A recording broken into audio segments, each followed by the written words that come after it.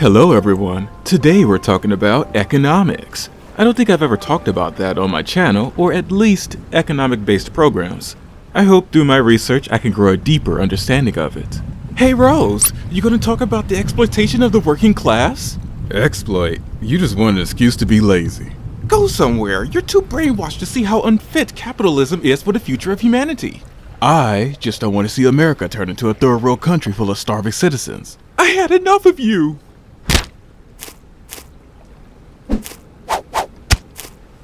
Oh yeah, economics being a hot topic will never die. To start my journey into economics, I want to talk about Universal Basic Income, or UBI for short.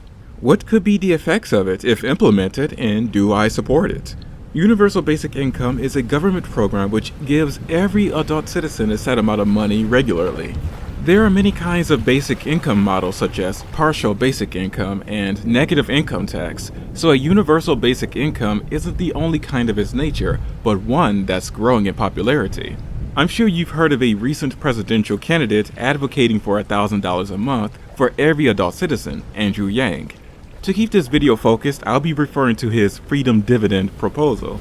With this implemented, it will replace other need-based programs instead of this being an attachment to everything else of its nature. I'll go over financial reasons why later, but I want to start off with two premises which give incentive to consider UBIs. As we get further along that civilization tech tree, it unlocks possibilities that were previously thought impossible. We're developing new and innovative technology to make life more convenient and efficient for better or for worse. When it comes to jobs, we're seeing this innovation seep its way in to pose an alarming question. What do we do when AI and robotic technology becomes sophisticated and reliable enough to do the same job a human can do? This won't happen all at once because if companies shift to automation overnight, that would cause some devastating economic shenanigans. But we will see a gradual increase of company investment in automation. We'll continue to see more low-skill work being replaced by sophisticated robots, but it will eventually creep its way up to high-skill jobs. This isn't some dystopian sci-fi story, it's happening now. Self-driving shuttle buses coming soon to the dismay of bus drivers. Get me the regular. Oh, you can't come to me to get your order? Because you keep getting my order wrong. Craig gets it right every time. He understands me. I apologized. I told you I had a long day.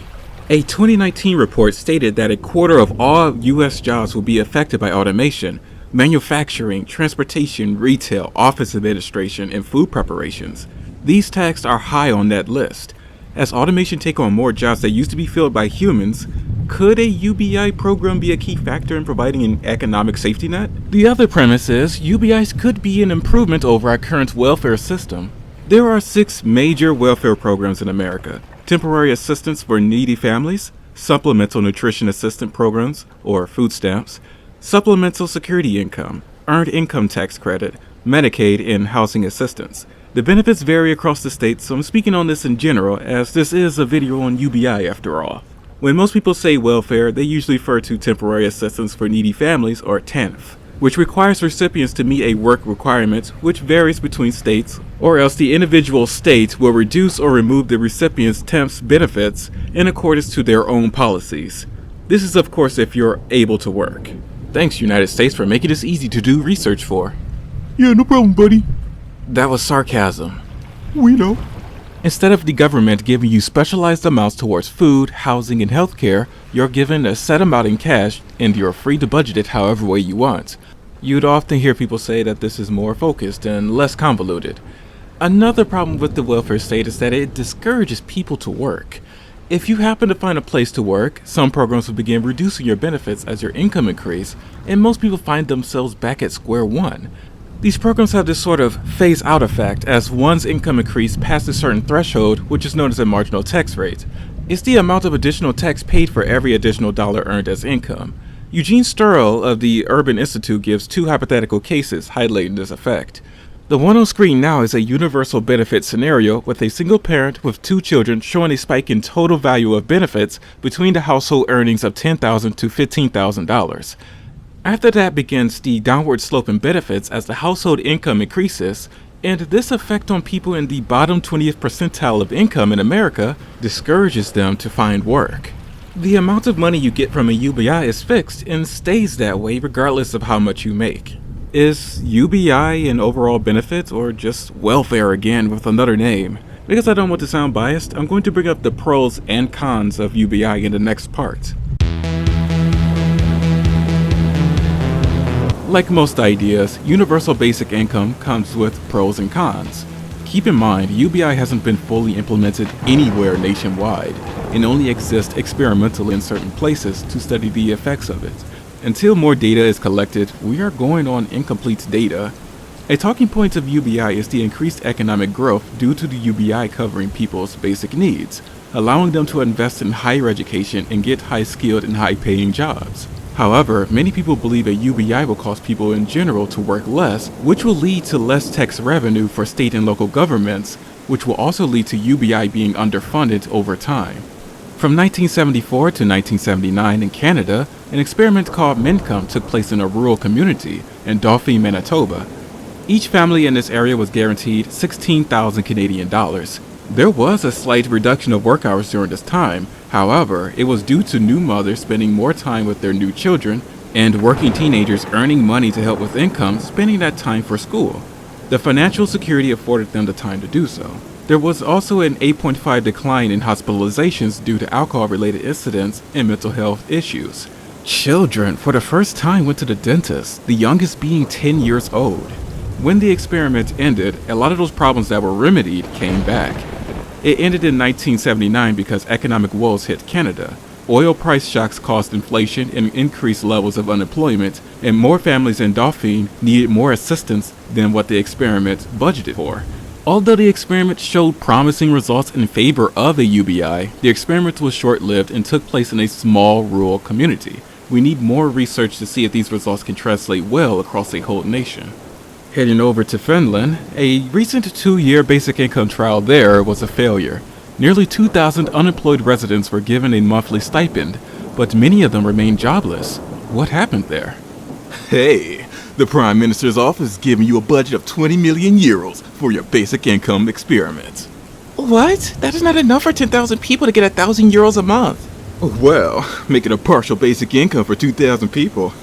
Problem solved. Oh, you gotta start the 1st of January 2017. It's December. Well, you better get started then. What happened? See, this basic income thing you've been talking about is not gonna work here. This trial was too small and fundamentally flawed design-wise, which makes the results unusable to prove whether or not UBIs are effective. Another study in regards to the possibilities of less people working with a cash transfer program was done in 2016. Analyzing data from 7 randomized controlled trials the government ran cash transfer programs in 6 developing countries around the world, oh man, that's a tongue twister, don't support the idea that such programs discourage people from working. This makes sense because even if every adult in America was receiving $1,000 a month, that's not enough alone to live off of. If anything, it seems to help in giving you more breathing room when it comes to your monthly living expenses. In other words, you still need a supplementary income. Regarding costs towards funding a UBI, it depends on what kind of UBI that's being proposed. To keep things simple, I'm sticking to Andrew Yang's Freedom Dividend. This will cost the US government $2.8 trillion a year. So if you need a con, there's that. It's expensive. He proposed to cover that cost by removing the Supplemental Nutritional Assistance Program, temporary assistance for needy families, supplementary security income, and SNAP for Women, Infants, and Children program, essentially redirecting the money we're already using for those programs towards the UBI. To cover the remainder of the cost, he proposed to include a 10% value-added tax on business transactions to counter companies like Amazon and Google paying little in income tax. Taxing capital gains and carried interest at ordinary income rates, remove the wage cap on Social Security payroll tax, and a $40 per metric ton carbon tax. Due to the expensive nature of the proposal, critics say a decrease of the UBI towards $750 a month and raising the value-added tax to 22% will make the proposal realistic. I've brought up automation being a strong reason for the UBI's consideration, but I've seen critics say jobs aren't disappearing but changing. The economy now employs 37 million more people since the digital revolution and offers a record high 7.1 million job openings. While this is true, it should be noted that the people looking for work might not have the right skills or don't live in the right location that has the high hiring opportunity. Now, I understand what you're trying to say, but if you want the job that you want and it's not available in your general area, why don't you just move? Oh wow, I never thought of that. Where do I get the money to do so? Get a job. Once again, automation is coming for low-skilled jobs first. Not overnight, mind you, but over time we'll see the ever-widening skill gap. Those who had the opportunity to receive higher education or training for these high-skilled jobs versus those who don't. It's unfortunate, but not all Americans are playing on a level playing field in regards to opportunity. Here's another thing to think about. Let's say you get into factory work in your 20s right now, and you spend the next 30 to 35 years there, provided you didn't develop any back pains, and automation takes your job. Companies are profit-based. They're not going to invest money into retraining programs to bring a 50-year-old something into a high-skill job if they've been doing low-skill job their whole life. You might say that's messed up. Their hand would be forced to do so regardless of their age. Let's check America's current performance in regards to training and retraining programs. Based on a 2019 report, the programs overall appear to be largely ineffective and fail to produce sufficient benefits to justify the costs. If the results are bad now, I don't expect that to change when automation becomes a bigger problem. If this isn't addressed, those who argue for a UBI will become a much more compelling force as the years go on. Another con brought up against UBI is that it doesn't target people specifically who needs the money the most. Universal income means everyone gets it, even billionaires, and that's wasting resources on people who don't need it. That's something to think about. Should we tweak it to target those who need it most or keep it universal? I tried looking for any indication of inflation, but due to Andrew Yang's version of the UBI relying on taxes or existing money to fund it, inflation shouldn't be a problem. This isn't to say there will be no inflation, because I'm sure there will be people saving some of the UBI for whatever reason. We are definitely going to need more research to shed light on this area. Come on, guys. We got lots of money to print. The people gotta eat. I'll close this part by asking, while more research is needed to study the long-term effects of UBI, is it a realistic approach to upcoming financial situations or just a utopian idea? Here's my personal opinion. Considering the potential positive effects on poor people's physical and mental health, and allowing time for people to develop skills for high-skilled jobs, while also considering the expensive nature and unknown levels of inflation, I don't think UBI or anything similar will be implemented anytime soon. Don't get me wrong, I like the idea, and it would be cool to see something like it in Congress, but I have to be realistic about it. Unless something drastic happens and advocates of an UBI create a strong, solid proposal backed by research, don't lose your breath. My gosh, look at how America is handling economic relief during the pandemic. It starts off with the desire to help people, but political agendas get slapped on it. Mommy Democrat and Daddy Republican, please stop fighting and come to an agreement. Hopefully I'm wrong and we're prepared as automation matures further.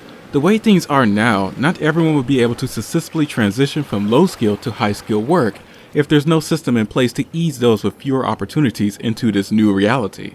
I know not everyone can be rich, and I don't think that's realistically possible, but can we at least try to raise the lowest bar towards something livable? There are a lot of people living in poverty in America, and that's inexcusable for a first world nation. I like the idea of some sort of basic income replacing our existing financial welfare system, but the expensive nature will be a hard sell to get people on board. I don't expect Andrew Yang's freedom dividend proposal to be the version we see in Congress if that happens. I expect a cheaper and gutted version of it at first, so we can spend the next 10 to 20 years debating whether or not to get rid of it or expand on it. If it passes as it is, of course, $1,000 a month is not enough to live on, and some sort of supplement's income is absolutely needed. If the positive effects on poor people being happier and healthier are consistent, that's a good thing. Even in the Finland trial, the people did say they were happy even though it failed.